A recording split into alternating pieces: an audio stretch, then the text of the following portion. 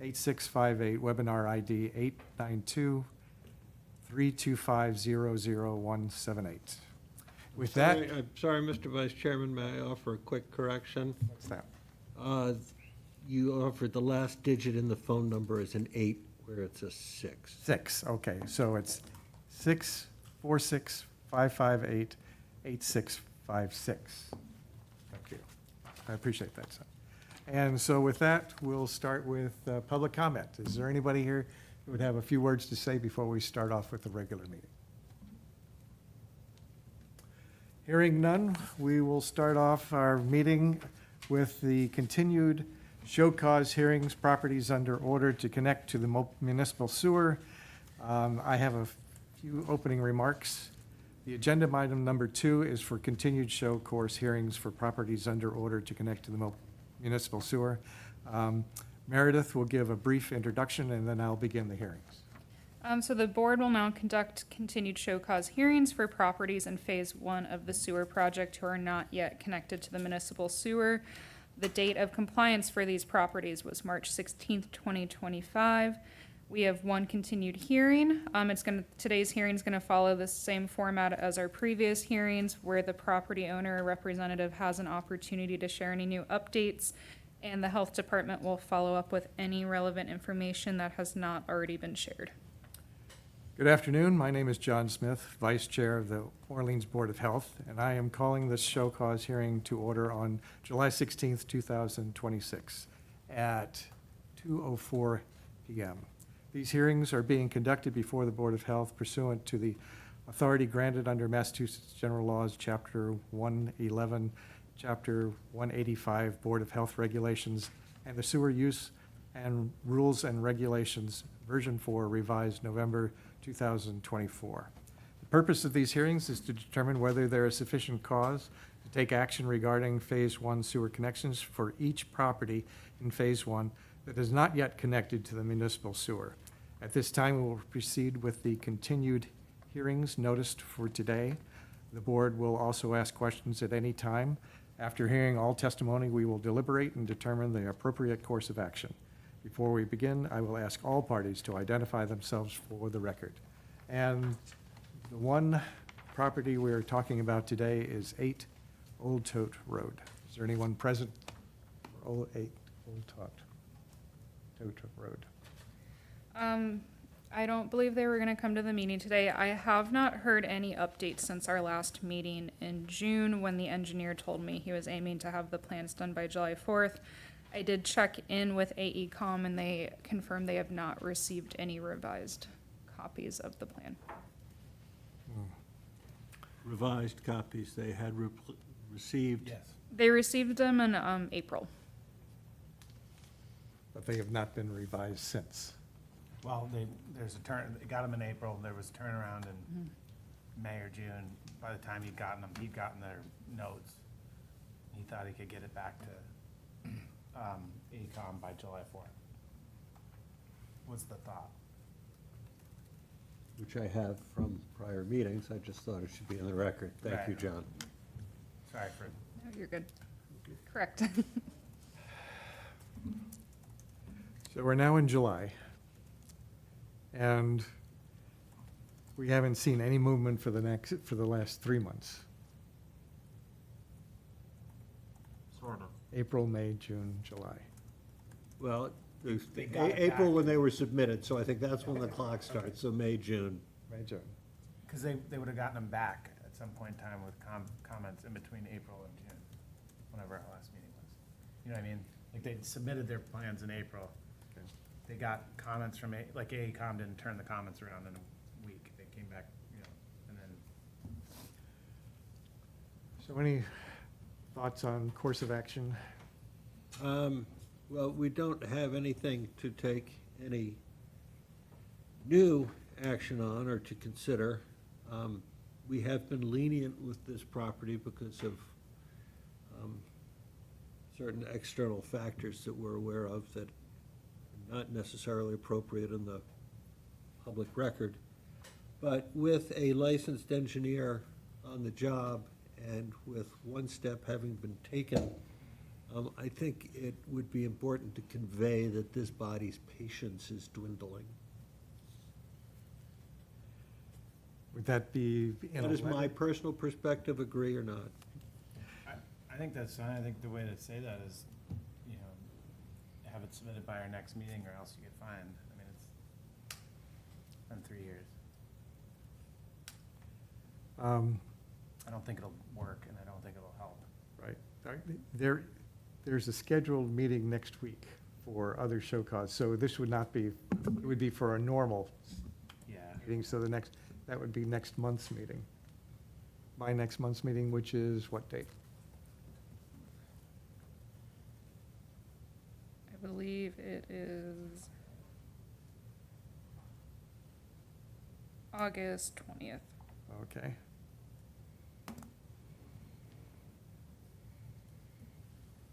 August 20th. Do I hear a motion? Do we want to put the fining in there or no? I'll take a swing at it, I if you don't know, don't I don't mind. know if we want, like, that, my question was, do we want that in there or not? I don't, I think the motion would be that the applicant be advised that this board's patience is dwindling and that if progress is not made by the next meeting, we will more seriously consider fines than we have in the past. second. All in favor? Aye. Aye. Okay. So for August 20th. Okay, we'll move on.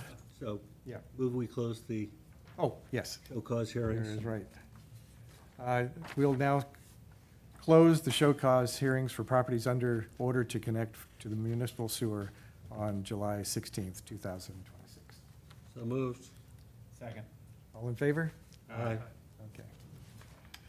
With that, we will move on to item number 3, which is the Board of Health variance request for 17 Pilgrim Lake Terrace East.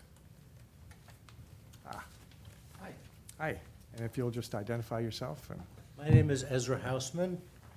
I am a co-owner we have an LLC which owns the property, Lake House LLC. And we are asking for a variance from the Title V requirement that we install a 2-chamber septic system. Have received approval to build a accessory dwelling unit on the property, which will add a bedroom and 2 bathrooms. And because it's a separate unit, my understanding is the requirement under Title V is that we have the 2-chamber system. We have a current septic system which is sized adequately for the number of bedrooms on the property. It's been inspected when we purchased the property in 2023 and more recently in support of the construction we're doing. And of course, we're in the Phase 3 sewage project area, so it seems to be an undue burden on ourselves, on the neighbors, to have the construction to replace an adequate sewage system, septic system, for one that will be obsolete in hopefully 3 years, but, you know, a very few years. We're requesting a variance from that requirement. Meredith? Yeah, so a file review of this property shows that this is an existing 3-bedroom dwelling on a 48,000 square foot lot. The existing septic system was installed in 2008, and it is designed to accommodate a 4-bedroom dwelling. The system is comprised of a 1,500-gallon septic tank, a D-box, and a soil absorption system that's designed for 440 gallons a day with a design flow of 447 gallons a day. The system did receive a passing Title V inspection report in May of this year.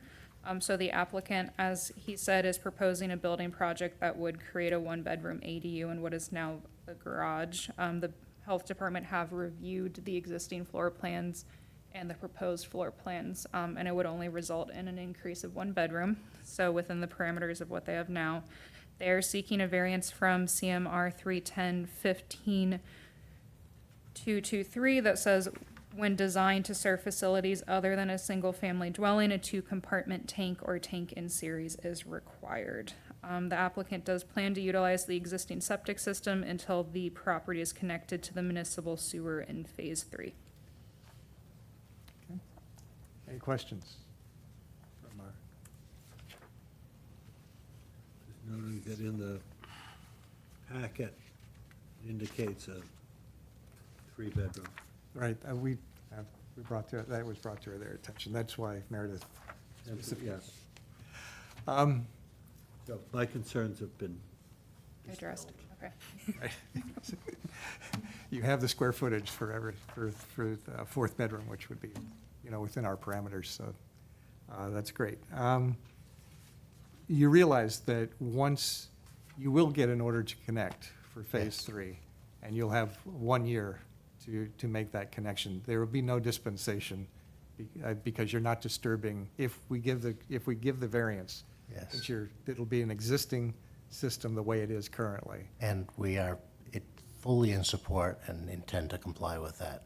I mean, we value the lake as much as anybody does, All right, you can imagine. great. Any other questions? Motion? Mr. Chairman, in the matter of 17 Pilgrim Lake Terrace, finding that there is a septic system existing suitable for the, Excuse me, just half a second. You did, is there any, are there any notice, butters? No, there was a notice of abutters too. Is there any abutters that would like to say something before we make the motion? No. Okay, hearing none. no, there is one. Oh, there is one.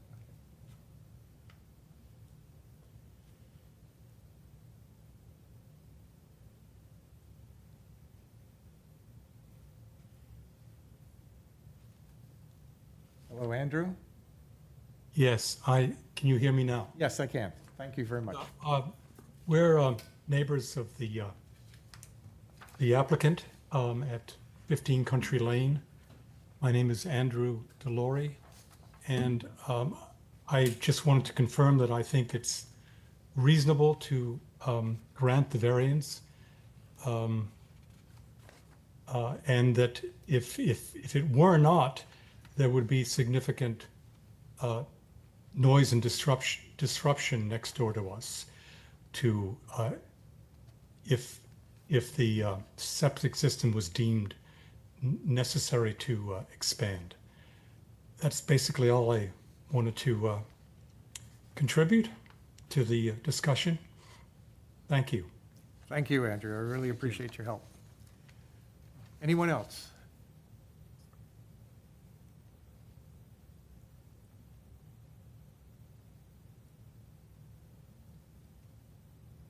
Okay, hearing none, we will then move on to the motion. Thank you, Mr. Vice Chairman. In the matter of 17 Pilgrim Lake Terrace, recognizing that there is an existing code-compliant system with capacity sufficient to support the accessory dwelling unit, when it is constructed, I move we grant the application for a variance to 310 CMR 15.223, and the requirements, tank requirements of tanks in series, and accept the 1,500-gallon tank that is existing as adequate for the purpose. With proviso, they'll connect to the sewer as soon as it's available. Well, certainly no waiver on that. No waiver. Second. All in favor? Aye. Okay, unanimous, 4-0-0. Thank you. Thank you very much. Very much. For showing up today. Thank you. Okay, on to the opioid abatement funds request from the Orleans Police Department, item number 4. Who's going to be talking Yes, about that? I will be presenting on this on behalf of the Orleans Police Department. Also thought it was a good opportunity to just review some of our opioid abatement funds numbers with the board. So this will be a pretty quick discussion, and I'd like to update the board on the available funds and then make 2 requests of the board. So, just to review, the total amount available in our account right now is $54,696.59. Very specific.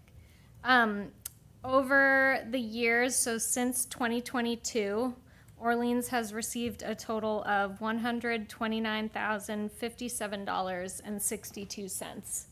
The board will recall, I believe it was 2023, we did give some grants, that was about $40,000. And then over the last couple of years, we have used the funding to pay for the recovery coach services through Outer Cape Health. And we recently did the project with Crescendo Consulting Group. So that leaves us with the $54,000.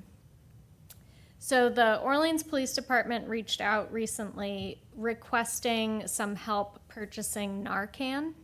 They need to replace some Narcan that has expired, specifically 24 single-use units, which are 4 milligrams of Narcan. The boxes come in a 2-pack, and it's about $60 for each unit, so a total of $1,440. This is absolutely an approved use of the funding. We definitely hear this from neighboring towns that they help police and fire purchase Narcan. So that's the first request on behalf of the Orleans Police Department. Should we make a motion on that request first? Yes. Okay. Motion? Move to approve. Second. All in favor? Aye. Aye, unanimous, 400. Wonderful, thank you. Ace's motion, John. Ace's motion, John Kanagas, second. Sorry. Yeah. Oh, there's, We're gonna get There's only one Asa. Valerie's getting good with our mumbles. Yeah. Thank goodness for the words there on the screen. So the second part of this, when this request came in, Meredith and I were kind of brainstorming, completely up to the board, but how would the board feel about for smaller requests like this, specifically from town departments such as police and fire, if administratively we had the ability to approve, again, smaller amounts like this one, if Meredith and I had the ability to approve it administratively? What is the small? Yeah, define small. It's up to the board, I guess. I was thinking 5,000 or less. Yeah. That makes sense? Just, I mean, we can certainly bring them here for requests like that. And you'll recall with the Crescendo presentation, I mean, things will be changing. And I think we're going to be talking about the opioid funding a lot with the board. But certainly, you know, the money that's here, we want to help police and fire with whatever they need. And for smaller things like this, we could keep it off the agenda unless the board wants to see it. I don't see a reason to delay the approval, but maybe just bringing it to the board so the Bring it public can see what our our things are attention spent. at a Like later those date. food, like Okay. the post, the food licenses for like the small, Mhm. like do something like that. So So just alert the board. Like We an can tell, administrative review. Yeah. like at the- part of can the be part of the health agent's Yes. report. Yes. report. Okay, Okay? so for 5,000 or less, Yeah, for Orleans Correct. departmental yes, requests. Is that- perfect. So two suppositions. So, as a motion, Yes. when the opioid abatement funds receive requests from Orleans Emergency Services, I move that the Health Department staff have the authority to grant applications up to $5,000 on their own recognizance with subsequent notice given to the board. Second? Second. On Sims's motion and Ace's second, vote. Aye. Aye. Unanimous, 400. Thank you. You're welcome. Okay, great. So, all right, now, on to item number 5 on the agenda, innovative alternative technology testing requirements discussion. Yes, so I believe this was 2 meetings ago, and since we waited until you were back specifically. But we did have, a couple agenda items that involved reduction requests, and the question kind of came up with, does the board want to have set guidelines that would help them make those, reduction request decisions? So I did get together with Bob Canning, and we kind of brainstormed, the summary that is in front of you today to kind of bring the board up to speed with kind of where IA approvals have come from and what are things to take into consideration when we're reviewing those reduction requests. So anything from are they meeting the parameters that have been set, specifically nitrogen parameters that are 19 parts per million or less? Are they sampling with the frequency that was assigned to them? Usually that's quarterly. And do we want, and how do you want to make those decisions? Are you going to look specifically at the numbers and say, if they ever exceed 19 parts per million, we don't want to approve it? Or do you want to look at an average? So I kind of just put some discussion points down here for the board to kind of lead that discussion among yourselves. Go right ahead, Sims. I'm going right to the bitter end here. In, right at the bottom of the page, F, bedrooms per square feet of property. For those properties that installed an IA system to get an extra bedroom on a sub-sized lot, I almost feel they should be held to a higher standard. Because if we have a series of these in a neighborhood, you know, half-acre lots, they install them to get 3 bedrooms, and then we have a whole bunch of them that are not compliant, then we are not getting the environmental benefit or the environmental balance that we gave away when we gave them the extra bedroom. That actually was borne out by the data that we received in the last report, where there was wildly differing results on nitrates and total nitrogen from many of the properties, and many of them were missing some of that data. That's what I was gonna say. I thought the bigger problem was that many of them are not just not testing. Yeah. They're not testing at all. And so I think the property owners need to be advised that it is a requirement, and it has been a requirement, that they continue testing, and that they are actively testing on a scheduled basis. And we need to call them out on it, if at all possible, because they aren't, that is part of the reason why they were allowed to have these systems put in place to begin with. Not just so they could just fill a space in the backyard somewhere with a system in order to get an extra bedroom. So there is a community need for them to continue to facilitate the monitoring and the disposition of these systems as needed. So It's at least 2 of the last 4 come in have been above, if I'm remembering right. Yeah. Like, and not, it's like significantly above. And they were like, well, we've been testing. Right. And I'm like, that's, there's a difference between testing and but look at And it. You meeting, can look at the meeting the data, required standards. and something's wrong. Something's wrong with it if it's that high. That was the, and then, you talk, well, where, are you there? Yes, we're here year round. Oh, well, this is when we have 10 people in the house, whatever. Like, you gotta look at, there's gotta be something that says, like, there's standards, and then they have to, I don't know if there's any teeth to they have to be met. They're not being, the standard of testing's not being met. Right. Not the level in the test. Like, I don't know where the list, the last time I saw the list, it was like, There were quite a few that had very high. there are approximately 80 systems currently under operation in the Orleans area. And they're across the board. They're in all 16 phases plus the undeveloped phases for sewering. So they're not all clumped together in any particular one area. So I would suggest that if we could put together a booklet which says, here are your responsibilities as a homeowner, here are the responsibilities of the testing agency, and you better have one of these, by the way, on record every single year.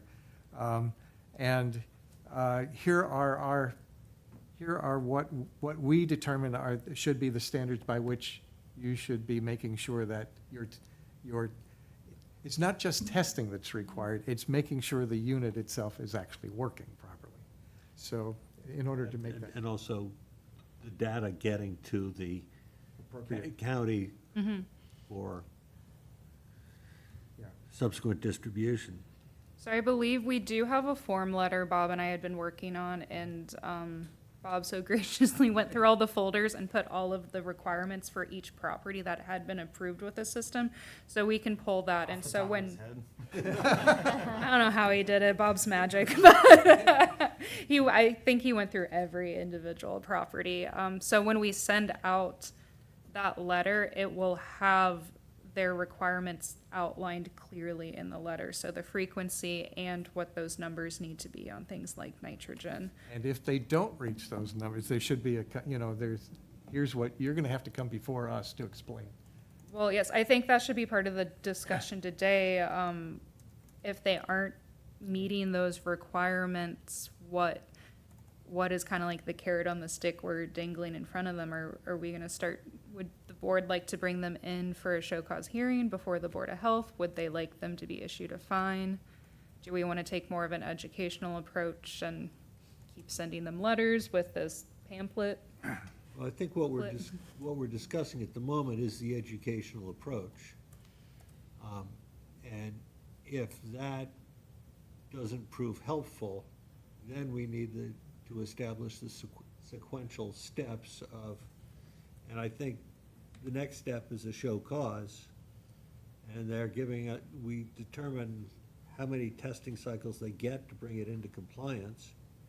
And if they can't or won't, then where is our authority and to what degree can we take enforcement action? I mean, I see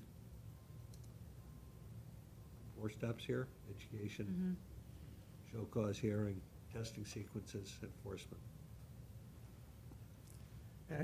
This is gonna become more important over time, because we are under pressure from the state to bring our nitrogen numbers down in all areas of Orleans for the health and of our aquaculture. So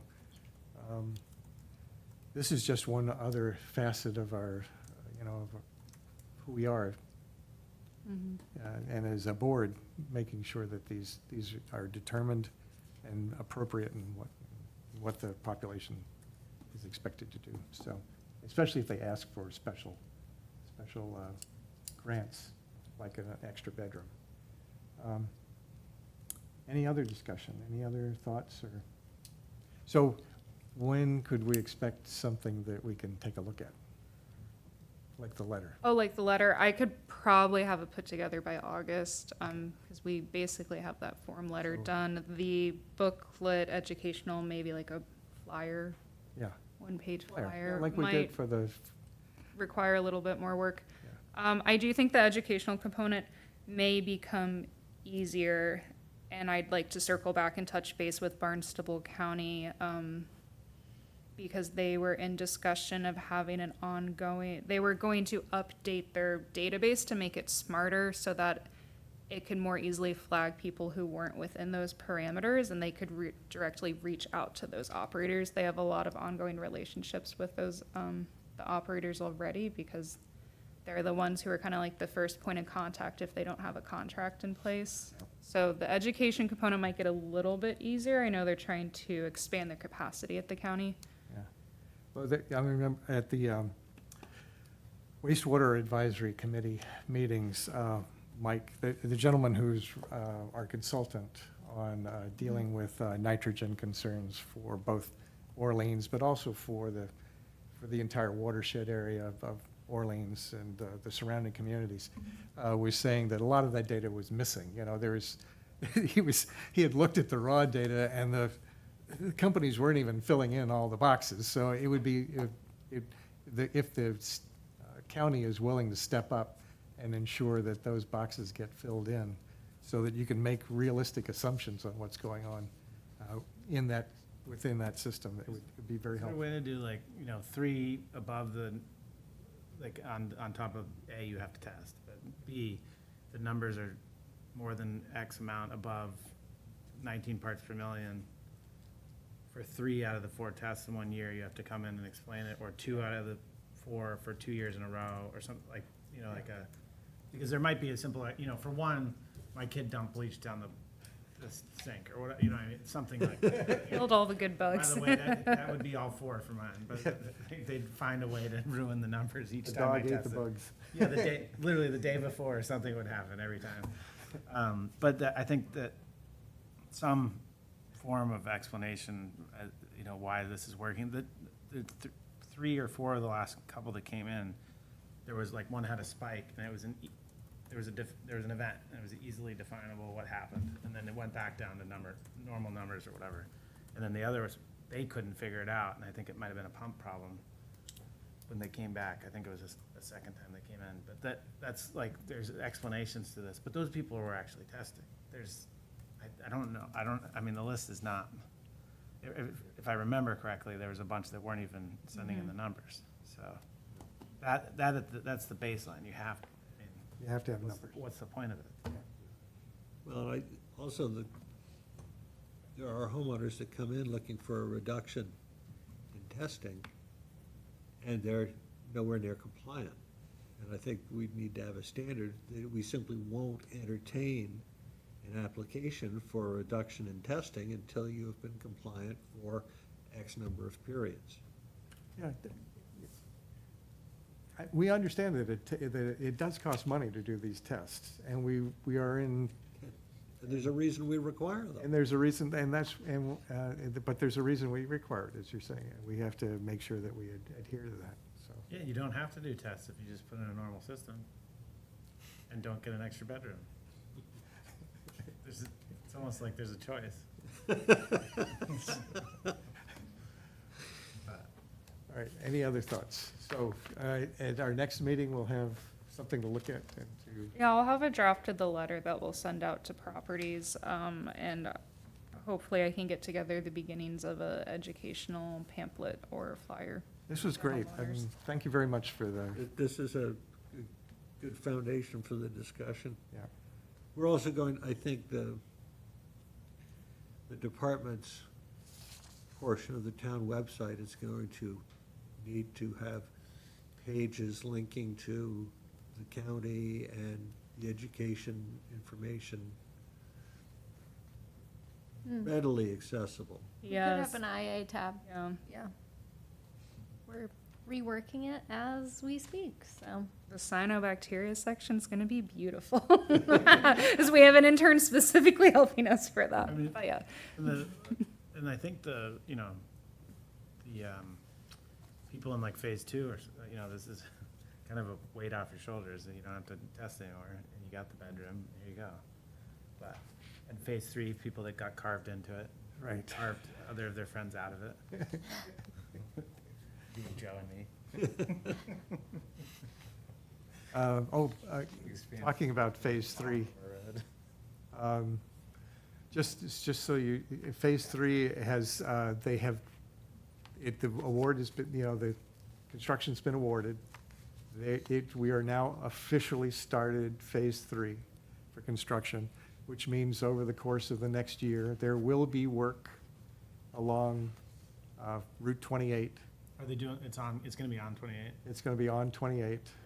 So there will be, you will see trucks and and equipment.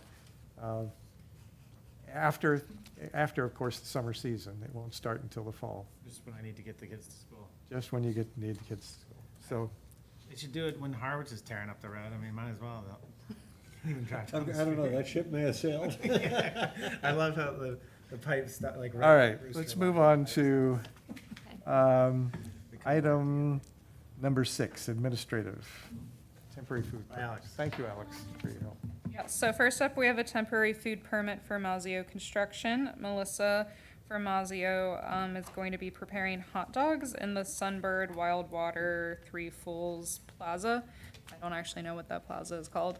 On August 7th for a First Friday event, she's going to have a simple operation of a grill station with condiments. The items are going to come right from the grocery store and cold held in a cooler until the event. Jamie Dimitri will be on site, and she has a Serve Safe manager and allergen awareness certificate. Move approval. Second. John Kanaga's motion and Sims McGrath second. All in favor? Aye. 4-0-0. Okay, next up, we have a limited temporary food permit for Descartes. The candy cart, that's gonna be operating, out of Homegrown Boutique. So their limited temporary food permit's gonna be for August 7th and September 9th for First Fridays. As a reminder, they have their make your own candy selection available, and they do have a food handler certificate and allergen certificate. Move approval. Second. On John Kanaga's motion and Sims McGrath second. Motion, Aye. aye. Aye. Unanimous, 4-0-0. Next up, we have a new septic installer license for Lucky 13. Alexander Gnomes met with Heather and passed the Orleans licensed installer exam last month. Did you have to grade on a curve, Heather? Oh, good. Move, Excellent. move approval of the Lucky 13 septic installer license. Second. On John Kanaga's motion and Sims McGrath second. All in favor? Aye. 4-0-0. Next up, we have a couple Title V inspection waiver requests for difficulty accessing components. So the first one we have up is for Walker Road. Dave Quinn submitted a Title V inspection report for 4 Walker Road. He had difficulty accessing the outlet cover of the septic tank due to irrigation lines and landscape lighting electric lines running over that cover. He was, however, able to inspect that outlet baffle by accessing the tank through the inlet end and using a mirror and light, and he was able to see that it was in good condition and did not need to be replaced. So, what's the motion to accept the inspection report? I think it's to accept the waiver, say the way that he inspected the component he couldn't access was adequate. Okay. So the motion is to grant the waiver on the inspection report for 4 Walker Road. The information gained through other means is sufficient to determine it's operating as expected. Second. On Sims McGrath's motion and John Kanaga's second. All in favor? Aye. Aye. 4-0-0. Next up, we have another Title V inspection waiver request for difficulty accessing components. For 22 Blake Lane, Miguel submitted a Title V inspection report and noted that he had difficulty accessing the distribution box due to its location 8 feet below grade. So it would have been quite a bit of work to dig that up to look at it. He was able to inspect the D-box using a camera and found it was in good condition, which also could be verified by inspecting the tank and the soil absorption system, which appeared to be in good working condition.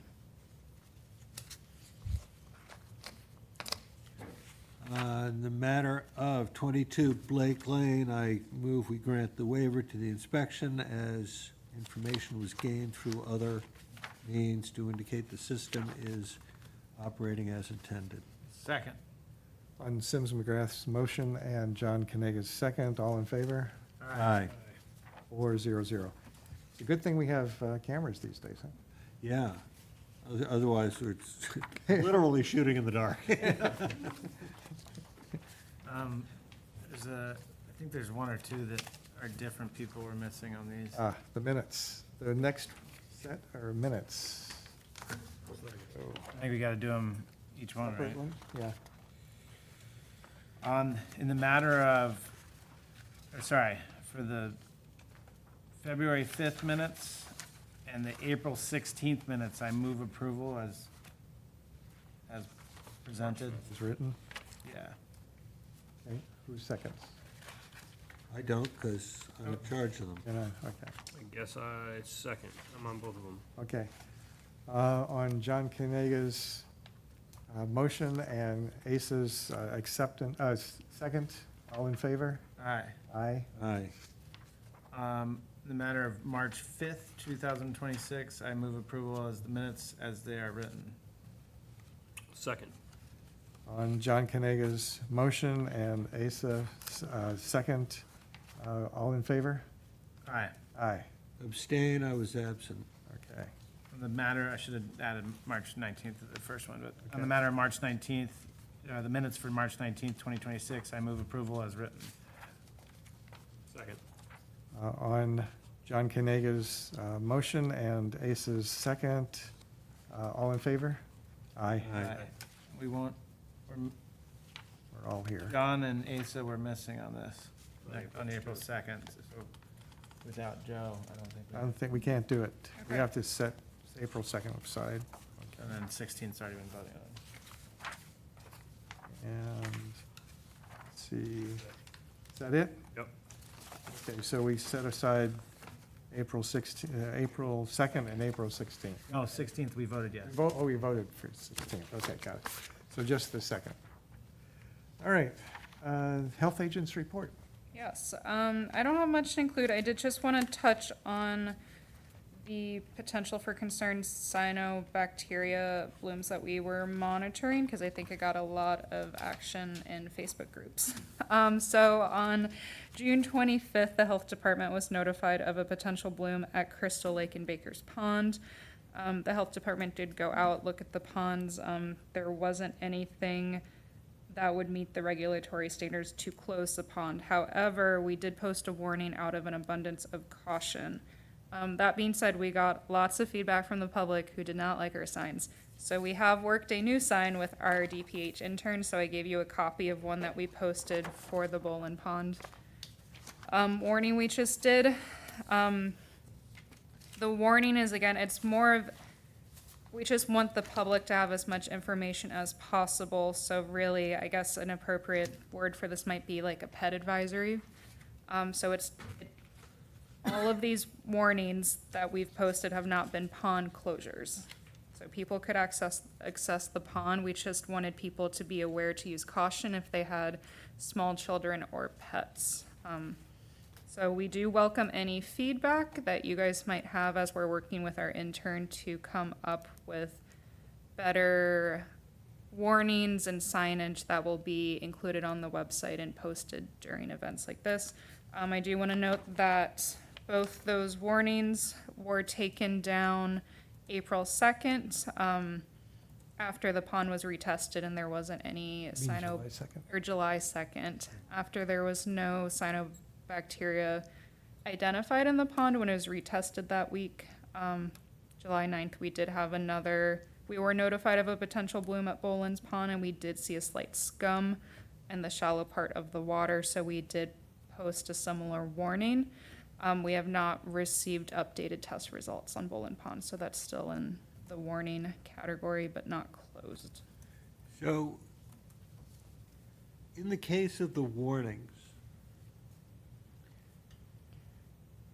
is there any reason to or not to include notification that testing is pending? Or that testing has not been undertaken yet? It'd be more a case of they will wait a week for the next test, Yep. and the Or- results of that will be. Or there is possible visual evidence testing is pending? I mean, it just adds some more definition for those that care to read the sign. And it's like, some might look at this and say, well, it's been observed, what are you doing about it? Or how observed was it? Or there's possible visual evidence on date, testing's pending. When you scan the QR, it brings you to The actual page, test results. well, it brings you to Barnstable County. That takes you to Barnstable County only because we're working on building the town website out. Barnstable County does have a pretty The complaint- robust. Wasn't the complaint, like the person saw it, went back up to the parking lot and then saw the sign and said, why wasn't this somewhere else or different, if I remember the. Yeah, that pond location's a little difficult. We posted it Right. 2 or 3 times near the entrances from the parking lot. Right. They They wanted said, it "Why at the didn't-" pond edge. Yeah, put it in the water.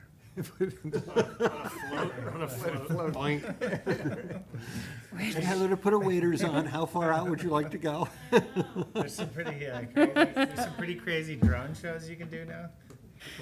Like a drone warning. I'm just saying, at a certain point, I understand, like, we wanna Yeah. warn and everything, but it's, you guys have made things. I mean, noticed Water's them. Edge makes sense to me. I mean, that's what you do for shellfish. If it's closed, Yeah. like, but if the warning is like, it's as you're going out, Going where are you gonna towards put it? As you're You don't- going towards the. Where do they water edge, like when they have red tide? They do, like, Rock Harbor, I've never seen it, on the water's edge. Yeah, I mean, any town landing will have it, so it's an access point, so I guess we would say Water's Edge by an access point, which at Bowling Pond is where at the, behind Well, it's the. just where they walk down, I think Yeah. that's Where they put it. This other one in- was in Crystal Lake This was. one was Crystal Lake, it was Yeah. at the 2 entrances, and the Right. person walked by it, and was like, why didn't you tell me? It was, yeah. Yeah, Yeah, I think what we're also trying to really work on is there's a difference between it being closed and it just being like, just know that conditions could change Right. because we did detect that there was a species of cyanobacteria. We did see a mild scum. However, it's just be aware. We're trying to come up with more education so people, what about a tiered coding where it's like, Yes, like yeah. you do with, marine danger, marine stuff, right? If it's a red flag versus a orange flag. yeah, we'll have something similar on the website that's gonna be green, yellow, red. Put a shark picture up. People Oh, shark, pond sharks, get their You'll attention. definitely get people to read it. I'm just trying to get attention. It just, As usual.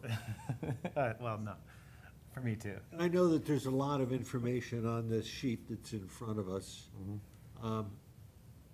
And too much information discourages absorption of the information, because people aren't gonna spend too much time reading it.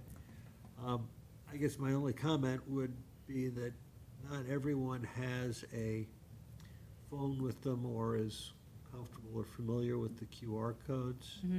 So I wouldn't lean on that too hard. Yep. I think the idea, I'm specifically at swimming ponds, we're gonna have permanent signage that has pictures of what blooms look like and what those different tiered approaches are. We obviously can't post them at every single pond because a lot of them aren't even accessible to the public to swim, but at least Crystal and Pilgrim, we would be able to put information out for people to make their own Probably judgment Baker's calls. would be the other one. I'd have to check on Baker's because I'm a little, Okay. we share it with the state, so I might have to Well, get, you share it with Brewster. and Brewster.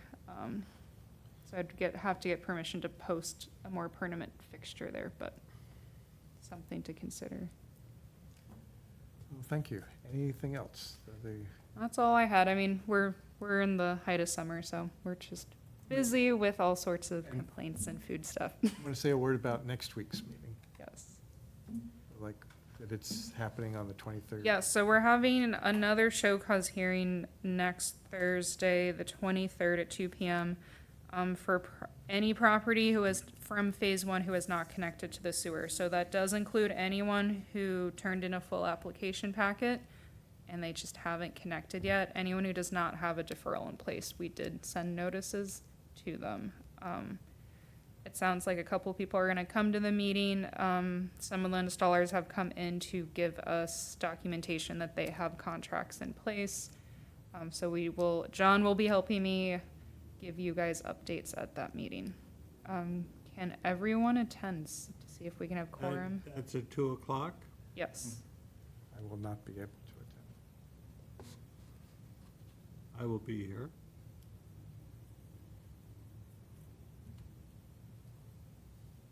Oh, I'm here, sorry. It's 2 p.m. next Next Thursday. Thursday, yeah. Thursday the I responded 23rd. positively to that. Yes, you did. Okay. Goes back. And Joe's back. All right, with that, a motion Move adjournment. Second. on John Canega's motion and Sims McGrath's second. All in favor? Aye. Aye.